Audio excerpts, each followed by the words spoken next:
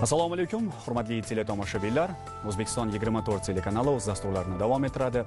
Ayni daqiqalardagi studiyamiz mehmoni Oliy Majlis Qonunchilik palatasi spikeri o'rinbosari, Milliy tiklanish demokratik partiyasi raisi Alisher Qodirov bo'ladilar. Assalomu alaykum. Xush kelibsiz. Alisher aka, bu yilgi 1-oktyabr o'qituvchi va murabbiylar kuni yurtimizda o'zgacha nishonlandi va xususan muhtaram prezidentimiz tomonidan berilayotgan ta'lim sohasidagi islohotlarni alohida ta'kidlashimiz lozim va aynan mana shu tantanada davlatimiz rahbari nutq so'zladilar va bu nutqda ko'pgina takliflar va fikr mulohazalar bildirildi. Va bugun qaysidir ma'noda oldimizdagi endi yangi O'zbekistonning maqsadlari aynan mana shu nutq davomida barchaga taqdim etildi. Va keling biz aynan mana shu nutq haqida dastlab fikrlashsak.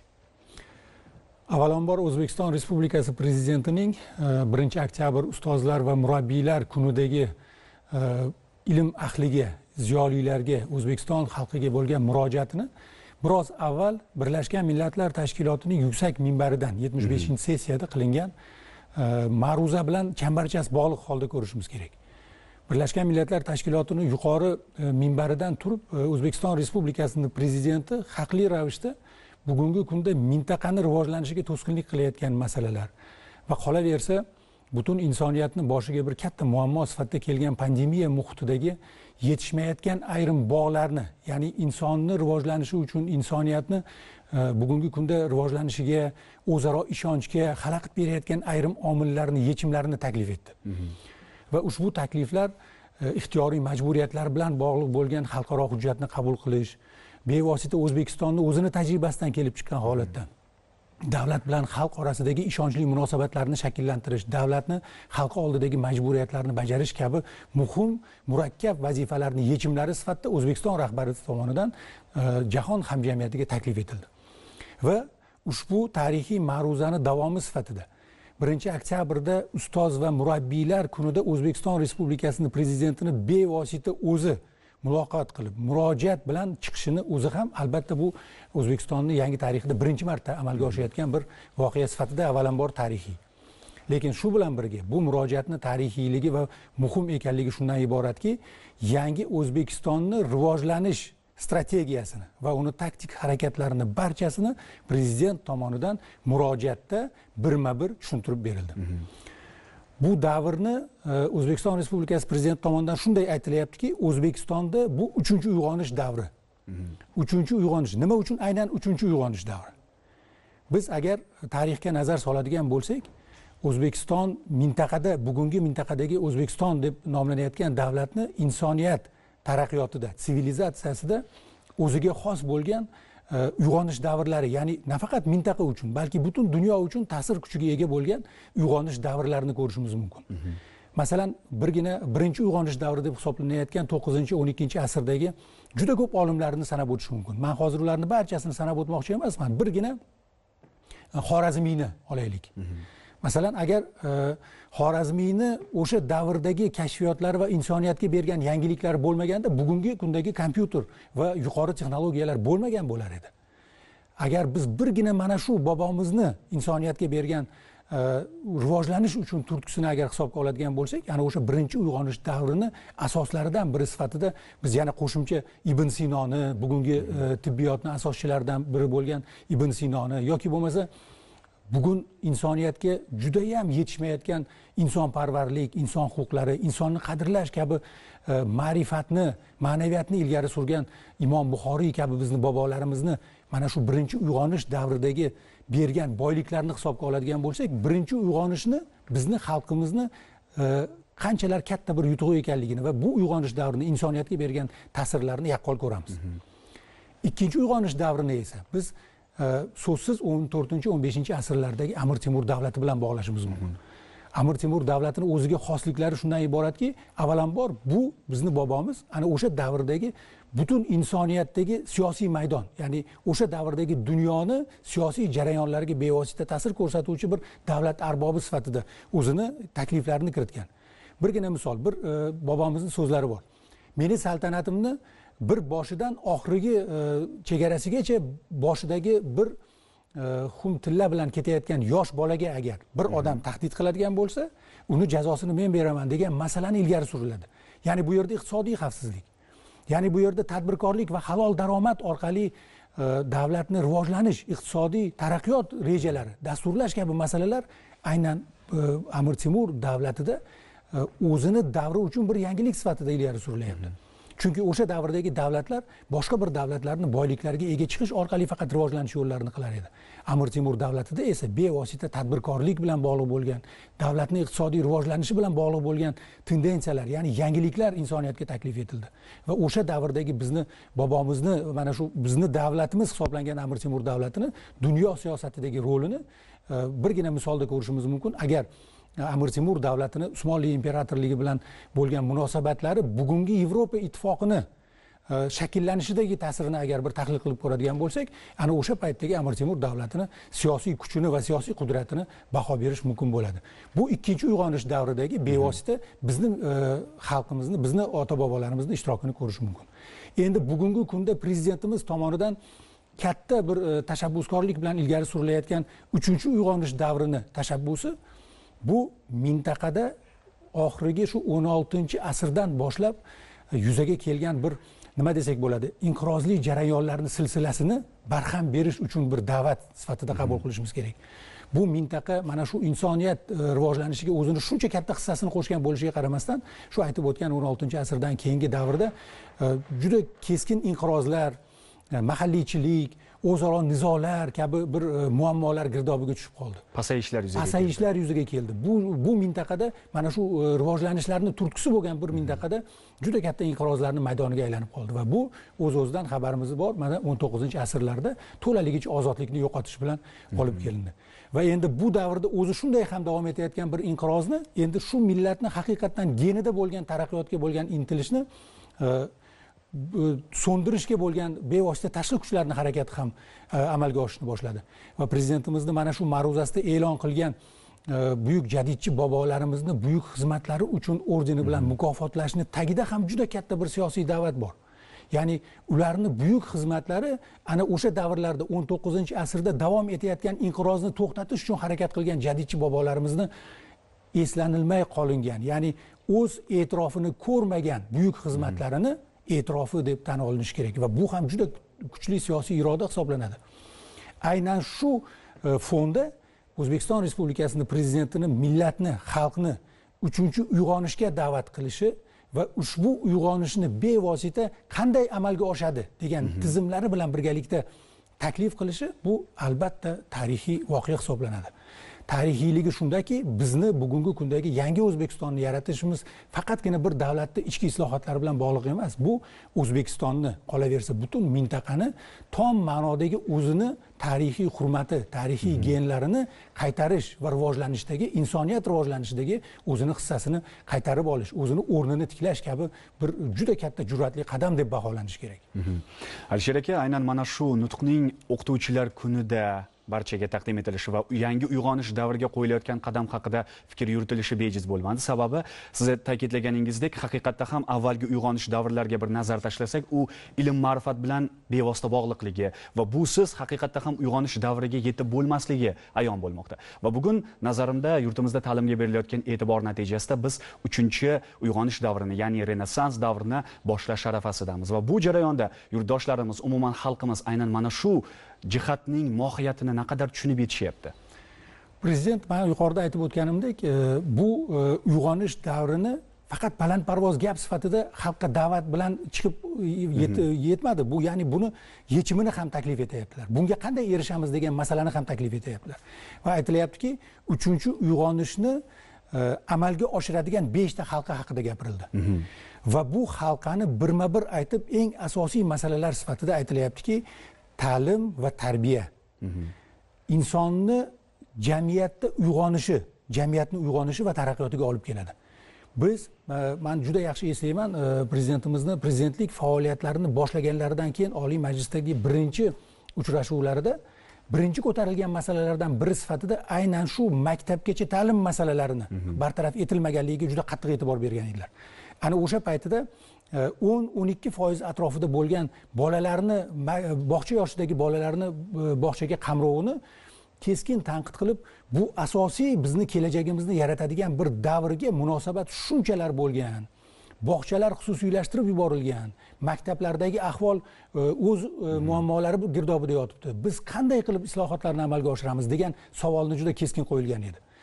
Mana bugungi kunga kelib biz 60% ga yaqin bog'cha yoshidagi bolalarni bog'chalarga qamrab olinayotganligini ko'ryapmiz.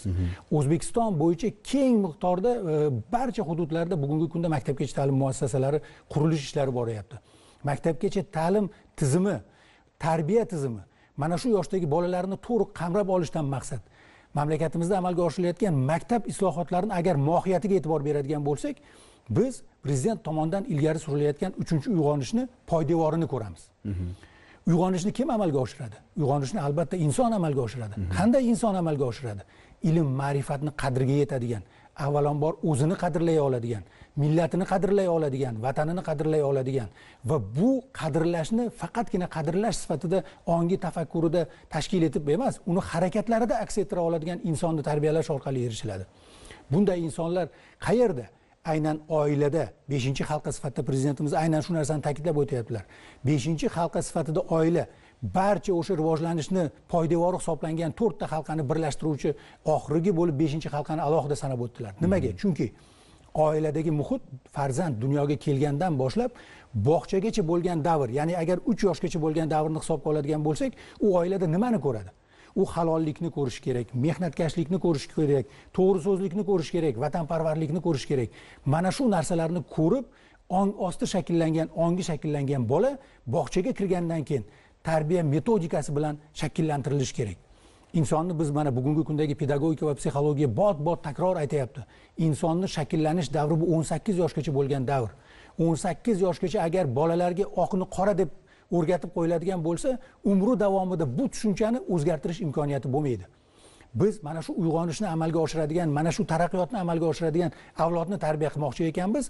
Prezidentimiz tomonidan aytilgan o'sha 5 ta halqani barcha imkoniyatlarini to'liq amalga oshirishimiz kerak. Endi hisoblab ko'ramiz. Mana shu prezidentimiz tomonidan rivojlanishni asosiy poydevori hisoblangan sohalardagi masalalar, muammolarni bartaraf etish uchun bugungi kunda nima ishlarni amalga oshirishimiz kerak? Aynan shu nuqtai nazardan prezidentimiz aytdilarki, bog'chalardagi islohotlarni izchil davom ettirish bilan birgalikda maktabdagi muammolarni bartaraf etish. Maktab boshqaruvini xalq vakillari tomonidan nazorat qilib borilishi. Maktablarni bugungi kundagi boshqaruvini qoniqarsiz deb baholanish kerak. Chunki biz o'qituvchiga o'z ishini qilishga sharoit yaratib bera olmayapmiz. Aldash kerak emas. Yaqin tariximizda ham yaqin vaqtlarning ichida hisoblaydigan bo'lsak, biz o'qituvchini qora ishchiga aylantirib yubordik. O'qituvchini jalb qilmagan birorta masalamiz qolmadi. Paxta dalasidan boshlab ko'cha tozalashgacha o'qituvchini joriy qildik, jalb qildik va natijasi uzoq kuttirmadi o'zini. Bugungi kunda maktablardagi holat mana prezidentimiz tomonidan juda keskin tanqid qilinyapti. Nima uchun maktabni bitirgan bola oliygohga kira olmaydi? Imtihonlar shunchalar soddalashtirilgan bo'lishiga qaramasdan, shuncha imkoniyat yaratilayotgan bo'lishiga qaramasdan, maktabni 11 yillik dasturini o'qigan bola oliygohga kirib keta olmaydi, yetarli ballarni yig'a olmaydi. Demak, ilm salohiyati maktabda yetarli berilmayapti. Bunga sabab nima bo'lyapti? O'qituvchi o'z fanini, o'z sohasini bugungi kunni zamonaviy talablaridan tezkor axborot almashuv davrlaridan kelib chiqqan holda bolalarga bera olyaptimi? Afsuski yo'q. Afsuski yo'q. Maktab boshqaruvi bugungi kunni talab darajasiga javob bera oladimi? Albatta yo'q. Prezident tomonidan aynan ma'ruzada aytilgan masala shuki, xalq vakillari maktab menejmentini, maktab boshqaruvini nazorat qilsin. Kerak bo'lsa maktab direktorlari xalq vakillarini oldida hisobot bersin. Buni tizimi qanday bo'ladi? Bugungi kundagi qonunchilikda bu narsalar aks etganmi? Bugungi kunda afsuski bu masalalarni biz qonunlarda aks ettirganimiz yo'q. Demak, parlament oldiga qo'yilgan asosiy vazifalardan biri maktab islohotlarida parlamentning rolini biz bugun belgilab olishimiz kerak. Mahalliy vakillar, xalqning vakillari sifatida maktabdagi islohotlarda faol ishtirok etish kerak. O'qituvchini o'z ishini qilish uchun barcha sharoitlarni yaratib berishni nazorat qilish kerak. O'qituvchi maktabga keldimi, o'z fanini yetarli darajada samarali bolalarga singdira olsin. Bundan tashqari yana jiddiy muammolardan biri sifatida maktablardagi bugungi ovqatlantirish tizimlari. Biz masalan juda ko'p fiziolog olimlar aytadi, bolani rivojlanishini o'sha tug'ilgandan boshlab 18 yoshgacha bo'lgan davrda uni butun organizmida shakllanadi. Uni jismoniy shakllanishi, uni fiziologik shakllanishi, uni ma'rifatini qanday bo'lishini, uni ilmiy salohiyati qanday bo'lishini belgilab beradi. Lekin afsuski bugun maktablarimizning 60-70% da oshxonalarning yo'qligini biz afsus bilan ta'kidlashimiz kerak. Bola ertalab maktabga kelgandan keyin tushgacha 3-4 gacha maktabda bo'ladi. bu o'sha o'zini ichidagi inqiroz deb ataydigan bo'lsak, fiziologik inqiroz, rivojlanishni eng og'ir davrlarni maktabda o'tkazadi. Oilasida sharoit bo'lsa yaxshi. Agar bolaga bir cho'ntagiga 5 so'm 4 so'm pul berib maktabdan biror narsa sotib olasan deb bergan bo'lsa juda yaxshi, yoki o'sha bir buterbrotini sumkasiga solib bergan bo'lsa yaxshi. Bermagan bo'lsa-chi? Bermagan bo'lsa o'sha maktabdagi sharoit, bolani fiziologik boya aytganimiz inqirozli darajasi qayerga to'g'ri keladi? Maktabga to'g'ri keladi. U o'zidagi mana shu keskinlikni kimga aks ettiradi? Do'stlarida aks ettiradi, o'qituvchisiga aks ettiradi. Eng yomoni uni ongi, unga berilayotgan, unga taklif qilinayotgan ilm ma'rifatdan voz kechadi. Mana shu sababli maktablardagi oshxonani naqadar muhim ekanligini biz bugun ta'kidlashimiz kerak va barcha maktablarda nafaqat oshxonalarni tashkil etilishi, balki oshxonalarda bolalarga kerak bo'lsa ma'lum miqdordagi o'sha tekin oziqlanish sharoitlarini yaratib berish haqida o'ylashimiz kerak. Mana shu masalalarni maktabda biz hal qilishimiz, maktab menejmentini shakllantirishimiz, o'qituvchini o'z ishini qilish uchun barcha sharoitlarni yaratishni biz oldimizda asosiy vazifalardan biri sifatida belgilashimiz va xalq vakillari buni maktab islohotlarining bevosita faol ishtirokchisi sifatida huquqiy asoslarini yaratishi hamda uni amalga oshirilishini, ijro qilishni, amalga oshirishni nazorat qilishimiz kerak bo'ladi.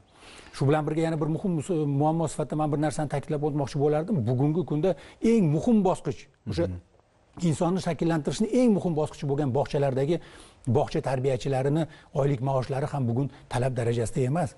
Birgina bog'cha tarbiyachisini bolaga ko'rsatgan bemehr harakati ertaga katta bir insonni fe'li atvorini shakllantiradi. Biz bugun afsuski ko'ryapmiz, bog'chalarda bolalarimizga yetarli darajada mehr berilmayapti. Nima uchun? Chunki sohani egasi emas. Bog'chada tarbiyachi bo'lib ishlayotgan odam sohani egasi bo'lish kerak. U bolajon, u mehribon inson bo'lish kerak. Xo'sh, biz bog'chada bugun tarbiyachi bo'layotgan o'sha 20-30% atrofidagi oliy ma'lumotli tarbiyachilar bilan yetarli darajada masalani hal etyapmiz deb ayta olamizmi? Afsuski yo'q. Afsuski yo'q. Oliy ta'lim muassasalarida bugun mana tarbiya fanlarini joriy qildik, lekin tarbiya fanini endi kim o'qitadi? Tarbiyachi psixologiya, pedagogika, fiziologiyani, bolani mana shu davrlarni juda chuqur anglay oladigan mutaxassislarni kim yetishtiradi? Oliy ta'limda bugun maxsus ixtisosliklar joriy qilinishi kerak, tarbiyachilar masalasi bo'yicha. Va biz bunday mutaxassislarni 3-uyg'onishni ajralmas qismlari, ajralmas amalga oshiruvchi mutaxassislari sifatida biz zudlik bilan yetishtirish tizimlarini amalga oshirishimiz kerak. Ana shunda, xudo xohlasa, biz o'sha prezidentimiz ilgari surayotgan 3-uyg'onish davrini haqiqiy ma'nodagi tayyorgarlik bosqichini muvaffaqiyatli amalga oshiramiz va mana shu biz hozir muammolarini yechayotgan yoshlar, bolalar, farzandlarimiz juda qisqa davr ichida 3-uyg'onish davrini bevosita amalga oshiruvchilar sifatida tarix sahnasiga kelib chiqishadi. Alisher aka, o'z navbatida haqiqatda ham bugun biz yangi uyg'onish davriga qadam qo'yar ekanmiz. Eng muhim qadamni haqiqatda ham oilada boshlashimiz lozim. Davlatimiz rahbari Birlashgan Millatlar Tashkiloti Bosh Assambleyasidagi nutqlarida aynan bir jihatga alohida e'tibor qaratgandilar. Ko'plab o'zi muhim sohalar aynan o'sha yerda so'z yuritildi. Qashshoqlik va kambag'allikni qisqartirish. O'zi umuman qashshoqlik va kambag'allikni qisqartirish bo'ladimi yoki iqtisodiyotda rivojlantirish uchun albatta oilada biz muhitni to'g'ri yo'lga qo'yishimiz va farzandlarning tarbiyasiga va ularni to'g'ri o'qishiga va aynan maktabda qanday ta'lim, tarbiya olayotganiga alohida e'tibor qaratishimiz kerak. Xo'sh, bugun aynan oilada nimalar yetishmayapti deb o'ylaysiz? Bizda qanday e'tibor yetishmayaptiki, xuddi shunday holatlar yuzaga kelyapti? Men Respublika Ma'naviyat ma'rifat markazida ishlagan paytimda biz mamlakatimiz bo'yicha bir tahlil o'tkazgan edik. Tahlil o'tkazganimizda shunda 60% dan ortiq, 64-65% atrofidagi ota-onalarga tarbiya deganda nimani tushunasiz degan savollarimizga javob ola olmaganmiz. Ya'ni oilalarda ota-onalar farzand tarbiyasini farzandga taqiqlash ayrim narsalarni va uni qilgan noto'g'ri ishi uchun jazolash deb tushunadi. Va jazolashni ham 100 xil usuli bo'lib turgan bir holatda eng zarur emasi, eng murojaat qilinmasligi kerak bo'lgan bevosita jismoniy jazolashni tushunishadi. Ya'ni farzandni urish, unga nisbatan jismoniy ta'ziq o'tkazishni tushunishadi. Biz mana shu tahlillarni olgan paytimizda bir xulosaga aniq kelgan edikki, oilalarda ota-onalar farzand tarbiyasi uchun yetarli darajada malakaga va bilimga ega emas. Biz bugun bog'chaga kelayotgan bolani agar ta'bir joiz bo'lsa, tarbiyaviy jarayonda zararlangan, ya'ni biz kutgan o'sha poydevorga ega bo'lmagan bir holatda kelyapti. Bog'chaga kelgan boladayoq travma bor, o'sha jarohat bor. Bog'chaga kelgan bolayoq oilasida o'sha ko'rishi kerak bo'lmagan narsalarni ko'rgan, eshitish kerak bo'lmagan narsalarni eshitgan. Bola mehr ko'rish kerak bo'lgan bir maskanda qo'polliklarni ko'rgan, adolatsizliklarni ko'rgan. 3 yosh, 4 yosh bola. Bog'chaga kelgandan keyin u narsani bartaraf qilish ustida ishlanadimi? Bog'chada muhit undan ham yaxshi emas bo'lgan bir joylarni ko'rdik. Bog'chalarda chunki o'sha tarbiya metodikasiga to'liq anglab yetmagan tarbiyachilar bor ekanligini yoki bog'chadagi o'sha haqiqiy muhitni, sharoitni, bolani tarbiyasini biz kutgan darajada amalga oshira olmaydigan bir sharoitlar bor ekanligini ko'rdik. Va bog'chadan o'tgandan keyin ham 6-7 yoshida maktabga kelganda mana shu jarohatlarni o'z zimmasida olib yurgan bolani partaga majburlab o'tkazishga majbur qildik. Va uni o'sha boya aytganimizdagi fiziologik inqirozlar bilan birgalikda partada majburiy o'tirish, qorni och holatda ilmni olishga majbur qildik va uni aytdikki, sen tarbiyasizsan, sen ilmga intilmayapsan deb biz uni o'sha kichkinaligidan orttirgan jarohatlari, og'rib turgan jarohatlarini, yechimlarini taklif qilish o'rniga biz uni yana ham qiynashni boshladik. Ruhiy yana zarar. Ruhiy ezdik va u 18 yoshida maktabdan ketayotgan paytida o'sha maktabdan oladigan diplomlariga nafrat bilan qarayapti. U jamiyatga, uni o'qituvchisiga biz savol beramiz. Nima uchun oldin biz ustozlarimizni mehr bilan qaraganmiz? Nima uchun bugun bolalar ustozlarga mehr bilan qaramayapti? Chunki biz ularni o'sha rivojlanish, oddiy elementar pedagogika taklif etayotgan rivojlanish elementlarini biz unutib qo'ydik. Biz metodikaga amal qilmay qo'ydik. Oila, bog'cha, maktab uchligidagi jarayon bir-biridan uzilib ketdi. Mutaxassislar umuman esidan chiqarib qo'ydi bu jarayonni va biz o'sha achchiq mevalarni ko'rishni boshladik. Bugun biz oiladan agar ma'rifatni boshlamasak, oilada ota-onalarni tarbiya o'zi nima? Ma'naviyat o'zi nima? Farzandni 3 yoshgacha biz nimalarni bera olishimiz kerak? Ularga nimalarni taqdim etsak, biz ulardagi o'sha boyagi tarbiyani jarohatlarini qilib qo'ymaymiz degan ma'nodagi bilimga ota-onalarga ega qilmas ekanmiz, biz oilada mana bugungi kundagi muammoli holatni bartaraf eta olmaymiz. Aynan shu sababli biz bugun taklif qilgan bo'lardikki, pedagogika oliygohlarini huzurida ota-onalar maktablari tashkil etilsa, pedagogika nima, tarbiya nima, fiziologiya nima, farzand 3 yoshgacha, 5 yoshgacha qanday jismoniy o'zgarishlarni o'zidan o'tkazadi va qanday munosabatda bo'lish kerak u paytlarda, to'g'ri ovqatlanish nima, to'g'ri munosabat nima, bu narsalarni biz bugun ota-onalarga zudlik bilan o'rgatishimiz kerak. Ota-onalar maktabi institutini tashkil qilishimiz kerak va bu institutni faol, kerak bo'lsa odamlarning oldiga borib, ota-onalarning oldiga borib o'rgatish masalasini qo'yishimiz kerak. Undan tashqari mana shu bog'chalarda yuqorida aytib o'tganimizdek, bog'cha tarbiyachilarini oliygohlarda maxsus qo'llar bilan maxsus insonlarni tanlab olish va ularni tayyorlash masalalarini, ularni malakasini muntazam oshirib borish jarayonlarini tizimini yaratishimiz kerak. Va maktab islohotlari, bu so'zsiz maktab islohotlari. Prezidentimizning o'zlari ta'kidlab o'tganlaridek, maktab menejmenti bugun takomillashtirilishi kerak. Maktabda direktor mana shu maktabda ishlayotgan o'qituvchilarni ishlashi uchun barcha sharoitlarni yaratib berishga mas'ul menejer sifatida ish olib borish kerak. O'qituvchi o'zini darsidan boshqa birorta ortiqcha masalaga jalb qilinmasligi kerak. Hatto o'qituvchini mana sinf rahbarligi masalasi bo'yicha yuklamasini hisoblaydigan bo'lsa agar. Mana tarbiya fanlari joriy qilindi. Tarbiya fanini beradigan pedagog u geograf emas, u matematik emas, u fizik emas, u tarbiyachi. U pedagogikani yaxshi tushunadi, psixologiyani yaxshi tushunadi, fiziologiyani yaxshi tushunadi, bolalarning ruhiyatini yaxshi tushunadi.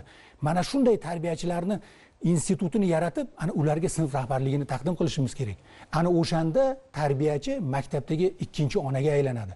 Ikkinchi otaga aylanadi va o'sha farzandni tarbiyasi uchun ham bevosita mas'ul bo'ladi va biz kutgan natijalarni erishishni boshlaymiz. Ana shu sababli biz hozir partiyamiz, O'zbekiston Milliy tiklanish demokratik partiyasi prezidentimiz tomonidan ilgari surilgan mana shu tashabbuslarda asosiy 3-uyg'onishni xalqaro hisoblangan oila, bog'cha va maktabdagi islohotlarga o'zimizni takliflarimizni tayyorlayapmiz. Haqiqatda ham to'g'ri ta'kidladingiz. Bundan bir qancha vaqt ilgari maktabni bitirayotgan bitiruvchidan qayerga o'qishga topshirmoqchisan, qaysi yo'nalishni tanlading deganda unda savollar yuzaga kelgan va o'zi ham bilmagan.